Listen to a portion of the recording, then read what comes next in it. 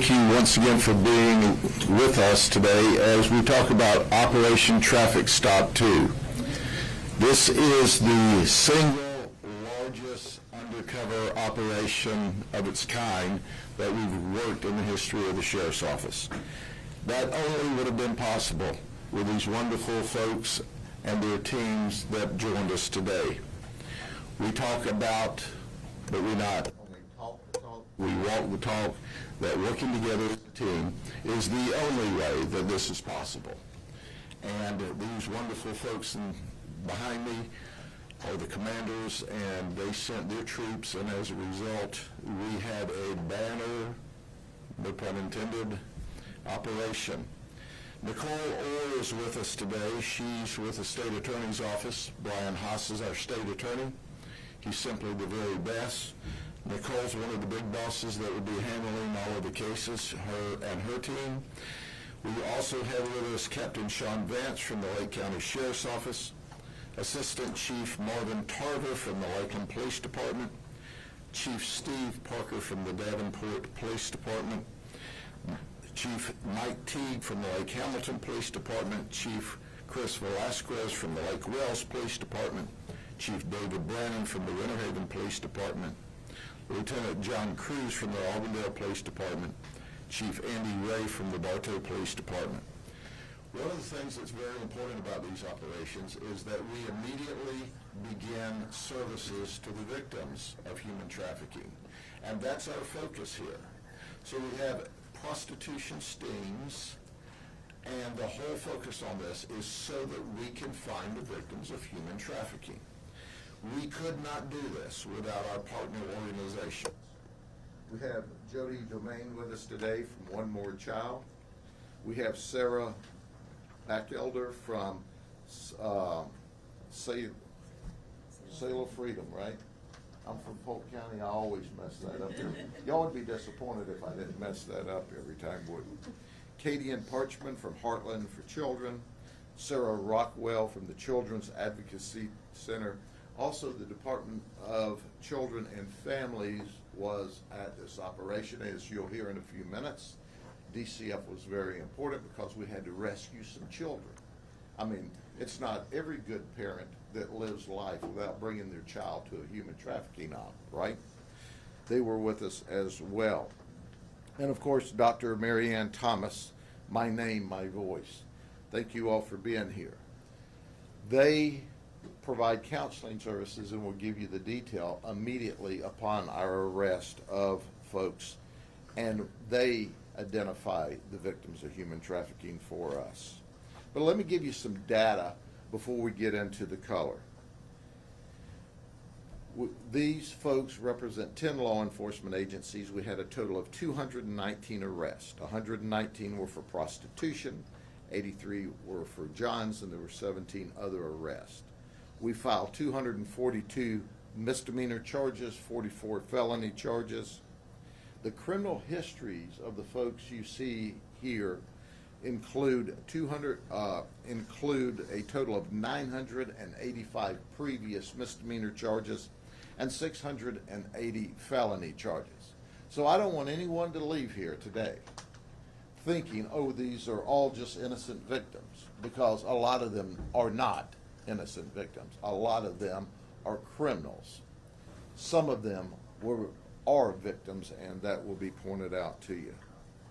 2 were charged with human trafficking. Sometimes we work an entire operation without being able to identify the human trafficker because the ladies are scared to death of them. So we think it's a big, big deal that we actually were able to charge criminally 2 with human trafficking, and 2 others are under investigation.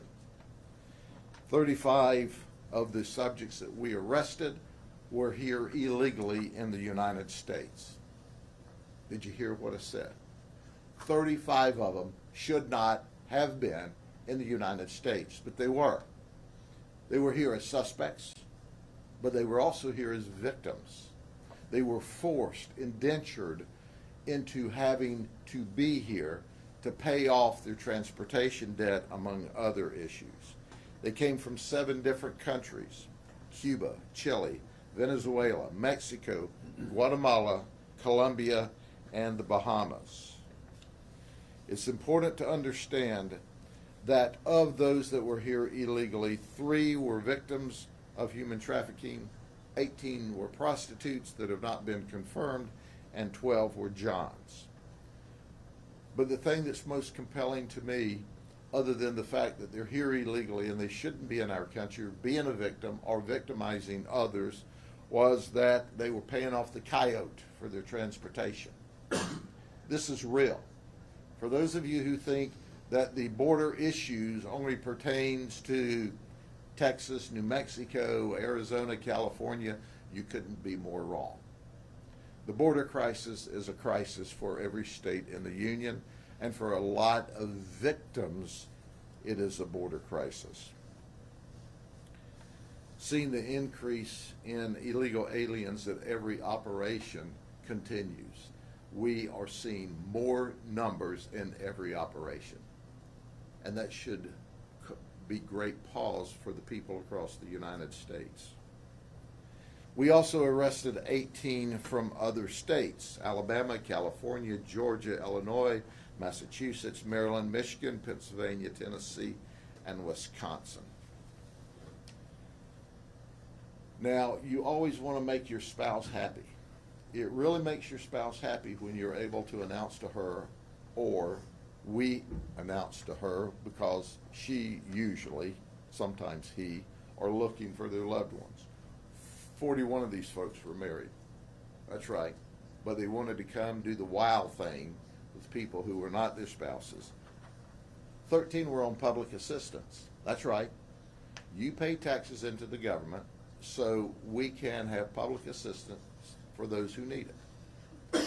So a lot of these people were on the government dole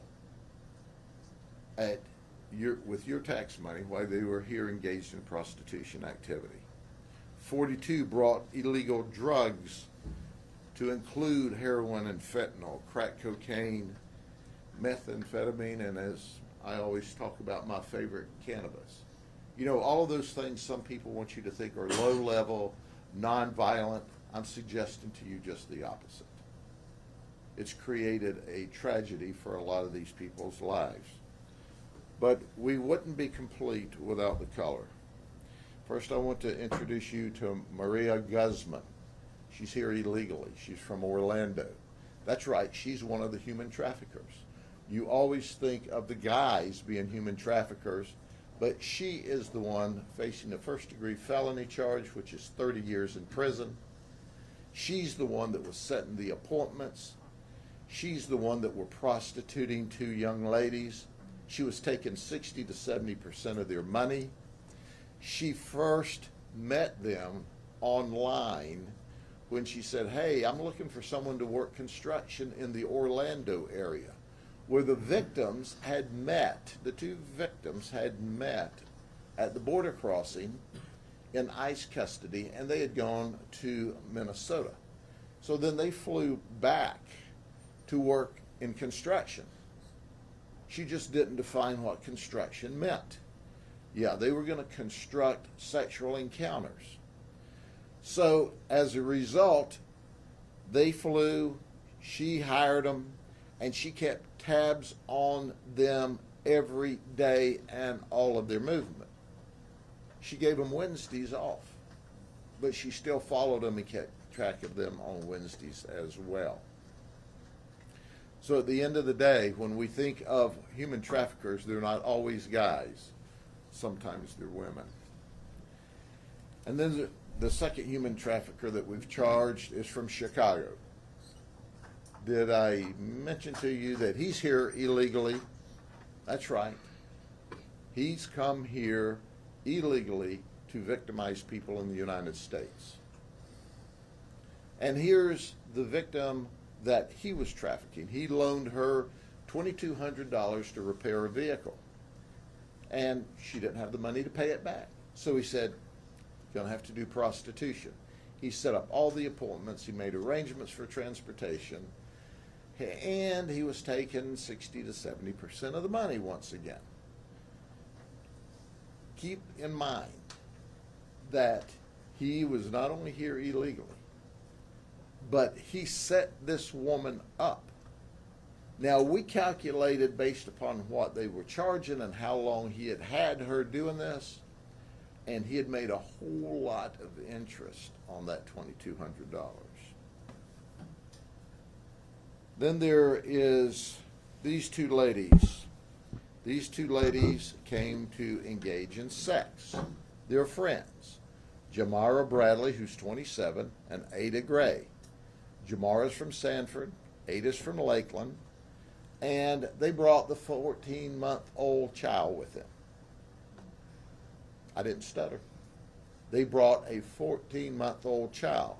But hey, no worry, they had it figured out. Why Bradley was having sex, Gray was going to watch the baby, and why Gray was going to have sex, then Bradley was going to watch the baby. That's right. Well, we turned the child over immediately to DCF, who was on the premises, and they took the baby and placed it with a family member.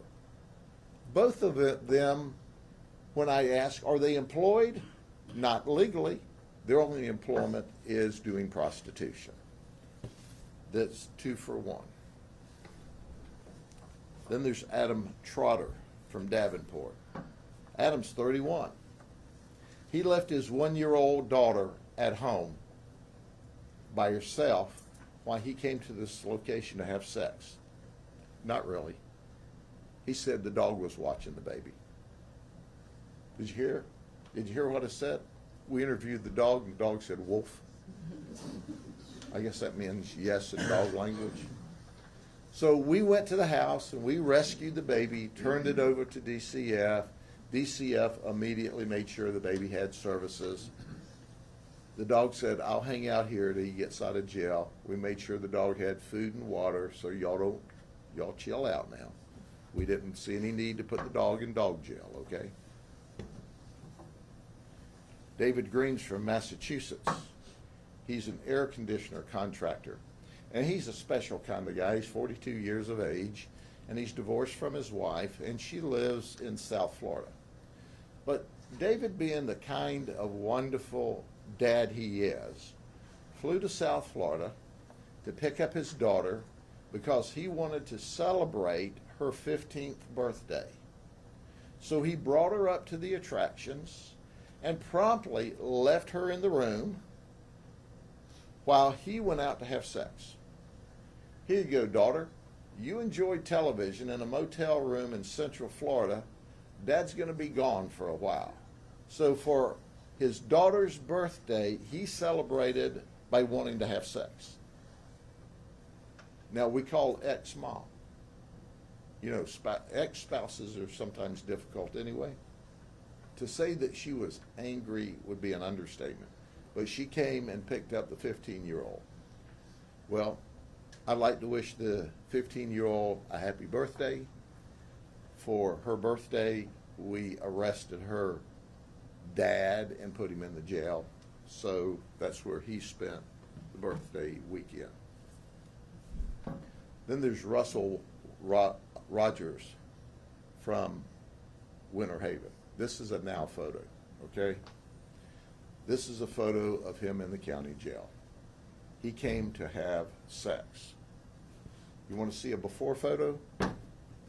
This is Russ Rogers, the athletic director at Vanguard School.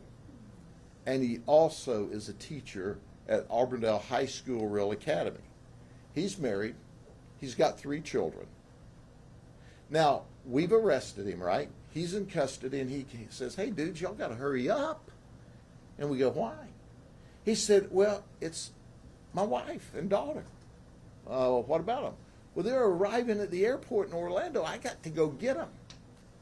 We said, hey, coach, you fumbled that one. Because you're going to be in jail, and we're going to have to get them a ride home because you're not going to make it. He had been a coach several times, head coach of some football teams, not only in Florida but in other areas.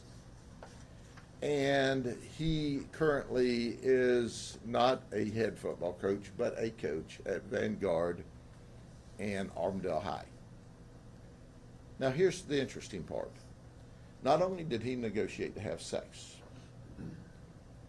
he negotiated to have sex with a lady without protection. And then he's going to go home to his wife. We know historically, a lot of these ladies have STDs.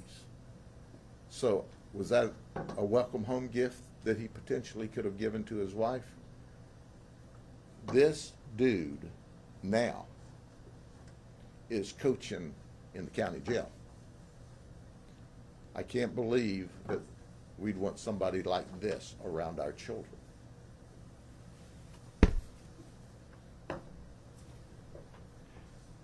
Then we have James Williams from Atlanta. He's a big-time Miami Dolphin fan, and of course he was elated. I think Miami won by 70 to almost nothing. So he flew from Miami to Orlando. He decided that before he went back to Atlanta, where he lived, don't know why he made a stop here, that he would engage a lady for prostitution. Did I mention that he's the CEO of a disaster recovery business headquartered in California? And he showed up with cocaine, but he didn't just show up with cocaine. He had like his Miami Dolphins shirt and hat. He was celebrating the victory. Well, we celebrated the Dolphin victory too with his arrest. He went to the county jail, and no, he didn't get to keep the Dolphin shirt in the county jail. And then there's Stephen Borston from California. He's the CFO for Paradise Valley Estates, a retirement community in California in the Sacramento area. You know what he said? He was bold. He said, "This is unfair. It's not against the law." I always like it when they know the law better than we do. It's not against the law to cheat on your wife. So he came here all the way from California to cheat on his wife, but he paid money to cheat on his wife. It's called prostitution. So we had to educate him as to the laws of the state of Florida. So he went to jail. I wonder if he took some of, being the CFO, if he took any of the Paradise Valley Estates retirement fund money to have this trip down here where he wanted to cheat on his wife, which wasn't illegal, so he thought. Maybe in California it works like that. But newsflash, he wasn't in California. Then there's Kenneth Green from Davenport. He works for Disney. He's a training coordinator. What would an op be if we didn't arrest somebody that was employed by Disney? Then there's Marquise Nixon. Newsflash, he works for Disney. He works in security. And then there's Carlos Rope from Davenport. Newsflash, he works for Disney. He's a custodian. He's married. You know, I don't know what his wife thought about it, but Disney wasn't happy. Newsflash, Zachary Vu works at the Swan Hotel at Disney. The Swan is a separate entity, but it's on Disney property. Then there was William Tu. So we had William Tu and William Vu. He's a surgical tech. Came to the op after working as a DJ at a high school homecoming dance. More news. Look at this face. Don't have him around your kids being a DJ at high school dances. And I don't know where he was a surgical tech, but if you're laying on the gurney and you look up and you see this dude, grab your split tail gown and run. Come back later for your operation.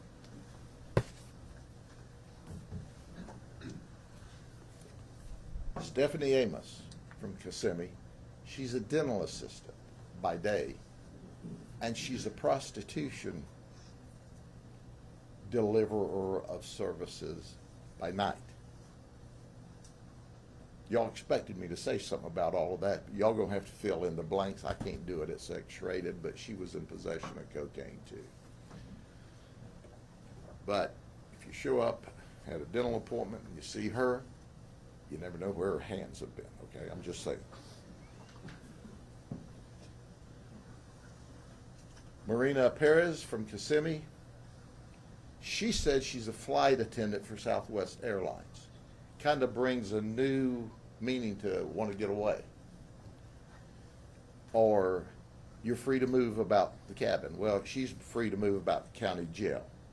She was going to have sex. See, she brought her husband with her. It was kind of a creepy deal. So next time you see her on Southwest, if she really works for them, you might say, "Where's your husband?" Frank Bydark. He's from Claremont. This guy's just a freak. He wanted to do all kinds of nasty stuff. He's 76 years old. 76 years old. And he wanted to do a lot of nasty stuff. He's an Air Force veteran. And then there's Jason Wynn.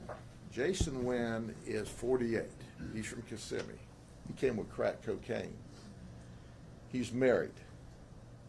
And he said he lives in prison. And we said, "Would you explain that to us? What do you mean you live in prison?" He said, "Living with my wife's like being in prison." And I went, "Dude, you're already in trouble. And you're bad-mouthing your wife while you're trying to get the services of a prostitute." He's got 4 kids. He moved to Florida 2 months ago.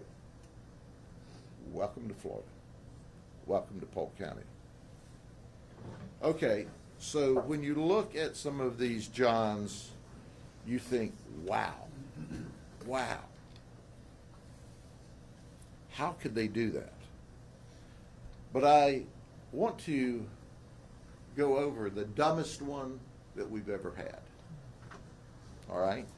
This guy has marshmallows for brains. So he's coming to the undercover location. Our undercover operative, who is simply the very best. She works every op with us. She works for the Lakeland Police Department. She's fantastic. As he's coming to the op, we have to stop a car out in front of the undercover house. So there's the blue lights and the red lights. She immediately gets on the phone and says, "Don't come here, don't come here. The cops are out in the road." Wait. Well, he shows up to see the cops. And she texted him and said, "The cops are clear." He said, "Yeah, I know. What were they doing?" And she said, "Well, there's a warrant." "Well, how do you know there's a warrant?" "Well, I'm curious. I ran out there and heard one cop tell the other, there's a warrant." So he pulls down at the end of the road and watches another guy come into the undercover op. And he says, "Who's that guy going in there?" She said, "That's my brother. Don't worry about it." And in a few minutes, a female goes in. "I'm watching another one enter. Who is that?" "It's my sister." "Don't worry about it. Just wait. I'm busy." In a few minutes, the undercover op texts him, "Come on in. I'm ready." You can't make this stuff up. The dude went in. He showed up. Did you hear me? Did you hear what I said? This guy, after watching the cops in the street and watching a guy go in, a girl go in, and not come out, he showed up. I was there. I saw it. I shared with him the fact that, "Mister, I've watched hundreds of arrests. You win the trophy." That is the dumbest action I've ever seen. He didn't get it at all. I'm going to turn this over now. First, we're going to have Assistant Chief Marvin Tarver, then Chief Velasquez, and Chief, let's see, who else is going to talk? Chief Parker. They're going to speak to you a little bit from their perspective of the police departments. After that, Jody Domain, Katie Ann Parchment, and Mary Ann Thomas will speak to you, and then we'll take questions, okay? So, Chief, come on up. All right. Okay, thank you, Sheriff. And I thank everyone for being here today. I want to say good morning to you. Human trafficking is a heinous crime that preys on the vulnerability of countless individuals. it's the kind of crime that knows no boundaries. You know, it affects people of all ages, of all genders, and all backgrounds. And it's just imperative that the Lakeland Police Department, the Polk County Sheriff's Department, and all law enforcement agencies address this issue to bring these people who perpetrate this crime to justice. And today I just want to thank Sheriff Judd for his unwavering stance against human trafficking. I also want to thank the men and women of law enforcement who work tirelessly, you know, to bring these people to justice. And then the service organizations represented here today that do all they can do to help restore those who have been victimized by this crime. The Lakeland Police Department will continue to work with the Sheriff's Department and all the agencies represented here to deal with this crime, to eradicate this grave violation of human rights, and to ensure that we can live in a safe and a just community. Thank you. Good morning. First of all, I'd like to thank all of the men and women of the law enforcement agencies that participated in this operation. Without them, this would not have been such a success. Many, many, many hours of hard work, of just dirty work, nasty things that people don't like to think about. They did a great job, so hats off to them. You know, you heard that a lot of people were arrested. A lot of people were. Not everybody went to jail. Not everybody is going to be prosecuted. You're going to hear shortly about how this is also a turning point, or it's an opportunity to have a turning point in their life. Services are offered. People can get their lives back on track, even the people who were arrested for the crimes. It's a turning point. Make a decision and get things right. To the critics, because there's always going to be people that say, again, as the sheriff said, it's a victimless crime. You've heard that. What if it was your child? Think about that. Whether it was your child as a young person or as a grown adult, they need some kind of intervention and they need some kind of help. So they have an opportunity now.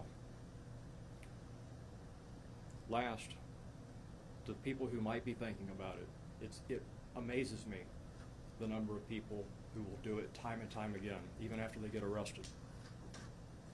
Looks way too good to be true. A lot of times they'll say that. It may not be what you expect when you're on the computer or you're on the phone. You may be getting ready to walk into a robbery. You may be showing up and the person you think you're going to have sex with, that's an adult, could be a child, or it could be us.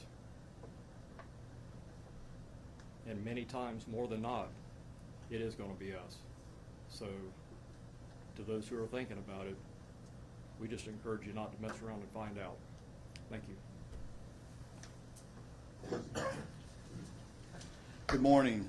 You know, as we see by these pictures, this is a continuing problem. I mean, these, you know, as the sheriff said, there are people that are repeatedly arrested for this over and over and over again. Apparently, they just don't learn. You know, Davenport is a small but rapidly growing community. And to have something like this so close to our community, in our community, you know, we stand next to the sheriff and his team to fight this. I mean, we'll do whatever we can to try to eradicate this problem continuing. Again, just like my colleagues, I want to thank all the hard-working men and women of law enforcement that came out for this operation. Davenport supported them with a total of 6 officers and detectives through the week-long process, and we're proud to do that, and we will continue to do that. Every operation, we are committed to have somebody at these operations to stand alongside the detectives. Thank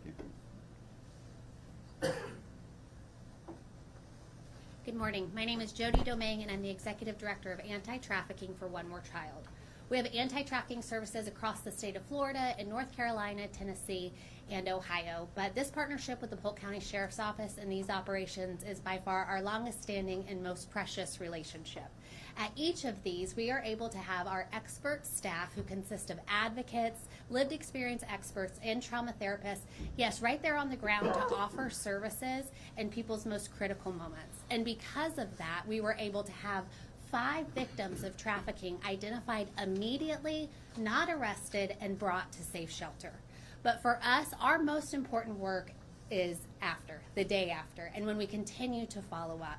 We've been able to talk to and follow up with 87 individuals to assist them in providing a path for a life to self-sufficiency and out of the life of sexual exploitation. And I want to share with you a bit why it's important that although people can't be identified the night of, we show up anyways. In 2018, Sarah showed up to a Polk County Sheriff's Office operation, and she was mad. We say she was feisty, she was spicy, she was cussing out law enforcement. She broke off her cuffs 2 different times. But she had showed up with a man who might have been a trafficker.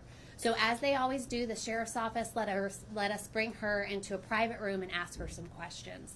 And Sarah said, I am not a trafficking victim. I choose to do this. I love this life, and I don't need your help. Well, we talked to Sarah the following day, and we asked her, how did you get into this life? And Sarah shared what we hear time and time again. She said, at 13 years old, I was running away from an abusive foster home. And when I was on the streets, I had to trade sex for a place to stay.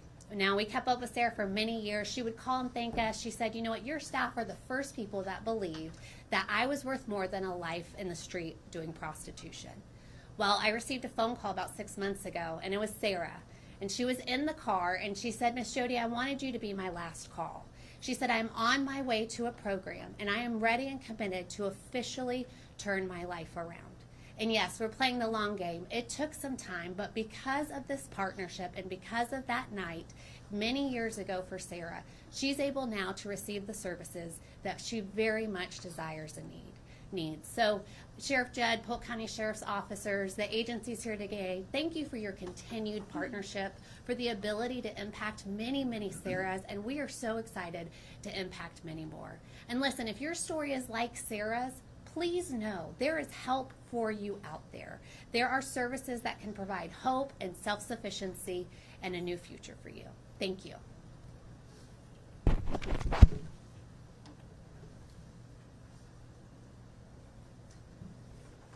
Good morning. My name is Katie Parchment. I'm the Resiliency Coordinator for Heartland for Children. We are the lead agency under the Department of Children and Families that cover the child welfare system for Polk, Highlands, and Hardy counties. First, I would like to thank Sheriff Judd for encouraging the collaboration always among agencies during these operations and recognizing that early intervention is important and critical to not only helping people overcome the trauma that they're facing, but then also to help reduce the recurrence of this taking place again. Heartland for Children's mission is to improve safety, permanency, and well-being for children in Polk, Highlands, and Hardy counties. One important way of ensuring this is by helping parents build parental resilience and appropriate coping mechanisms to address their trauma. During this operation, we encountered a number of people with children. We are thankful that we were able to provide resources and assistance such as Hope Florida and findhelp.org to help families have the tools needed to be individual gain individual parenting skills without the need for intervention from the Department of Children and Families. There were countless law enforcement officers and NGO personnel that demonstrated compassion, empathy, and care while interacting with these victims of human trafficking that were recovered. This trauma-informed approach is modeled throughout our services as well, and so it's wonderful to see it happening on the law enforcement end and then transition over to our services end. Before I go, I would like to encourage any parents who feel overwhelmed or if they need to step into this life to reach out for help. The Department of Children and Families, Heartland for Children, One More Child, Sail of Freedom, we are all there to help. Ask for help, reach out for help, because we want to be able to help sustain your family without the need for intervention and without the need for a life of trafficking or trauma as a result of prostitution. Thank you. Hi, my name is Mary Ann Thomas, and my organization is My Name, My Voice. First of all, thank you to Sheriff Judd and thank you to all of the fine men and women that you see here today. Thank you to Polk County Sheriff's Office, Lake County Sheriff's Office, my new friends there, and all of the police departments that you see today. Sheriff Judd recognized years ago that while the detectives, deputies, and officers have contact with victims of all types of crime nearly every day, they don't have many resources for those they meet. To help his team serve victims well, the sheriff invited all of the NGOs you see here today to stand in and to assist victims on every human trafficking operation. That one decision has resulted in all identified victims being recovered and released to their dreams. It resulted in dozens more recognizing that there is another life out there for them, and it afforded those individuals opportunities to change their life. For the NGOs you see up here and the individuals we serve, this doesn't end when the operation does. We continue to encourage the individuals we have met to take the steps necessary to change their life. We help them find the services they need in the language they speak, in the place they want to live. We continue to offer support, encouragement, and gentle nudges to assist them in making hard steps in creating a new life. We teach them that to have a new life, you have to create a new community. And then we follow that up with introducing them to even more service providers to build that safe and healthy community. For all of you watching today, please educate yourself about human trafficking, what it really looks like, what grooming and recruitment are, and the dangers online that are often the first step into being trafficked. And finally, for the people who I met this week, I am sorry that this is how we had to meet, but I am glad that we had a chance to talk. Thank you for allowing me to sit with you in a tough moment. Thank you for listening to me as I shared why I do this work. Thank you for sharing with me your own struggles and how you ended up in that room. And I meant what I said. You do not have to do this. You are worth so much more. Call any one of those numbers that you received. The people on the other end want to help. Just try. Thank you. Thank you, Doctor. Any questions? Yes, ma'am. Sheriff, you mentioned that the human traffickers, you don't always arrest alleged human traffickers in these operations. Can you speak more to the challenges with arresting these people, and also with these two in particular, do you think there are more victims out there? There certainly are more victims out there, and we are always on the search for victims. Many times those that are forced into being victims of human traffickers are scared to death of the trafficker. For example, in this one occasion, the lady that was the human trafficker, she's from the same area in Venezuela. She gave the implicit idea that I know your family in Venezuela. It goes from veiled threats to outright threats. We'll hurt you, we'll kill you, we'll cut off your drugs, we'll cut off your way of life. There won't be any more food, there won't be any more shelter. You see, they many times grab these victims off the streets. They provide shelter, clothes, food, drugs, and then they indenture them into this horrible life of prostitution. And then they scare them. They're scared to death of these human traffickers. And more times than not, overwhelmingly more times than not, they will not, the victims will not give up their human trafficker. We think it's wonderful this time that we found two, and we believe we're going to be able to charge two more. We still have some investigative work to do. We go an entire operation, and we know the trafficker is there. Many times they get charged with deriving proceeds from driving them there to the scene, the victims. However, the victims won't talk. Some of the toughest victims we deal with are victims of human trafficking. So if they don't talk, we make the best case we can with the evidence we have at the time.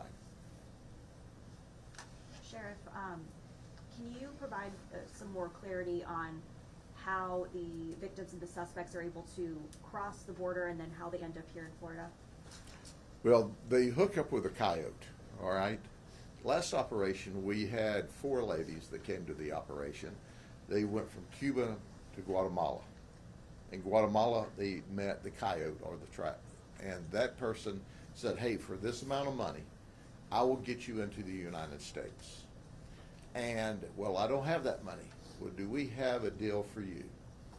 We'll move you into a job, and you stay with us until you pay us off. The job just happens to be prostitution. Every day the coyotes move people across that southern border. Some of them operate from the southern border. Some of them are picking them up once they're inside the United States. But they're paying to get here, and or they're paying for transportation after they get here. Many of the people that are coming across that southern border illegally are victims, are being victimized. Some of the people coming across that southern border are trying to come here for a better way of life for them and their families. And then they're being met with the criminals. And once the criminals get them here, what are you going to do? You can't call the cops. You're here illegally. I brought you here. I own you. We have seen victims that were actually tattooed or branded with their trafficker's name or nickname. So this is a real deal, and it's happening every moment of every day across the south border with all the other crime that's occurring there. And of course, people continue to ignore, this administration continues to ignore, this federal administration continues to ignore the fact that we've got a crisis at the southern border. It's not just the people coming here illegally.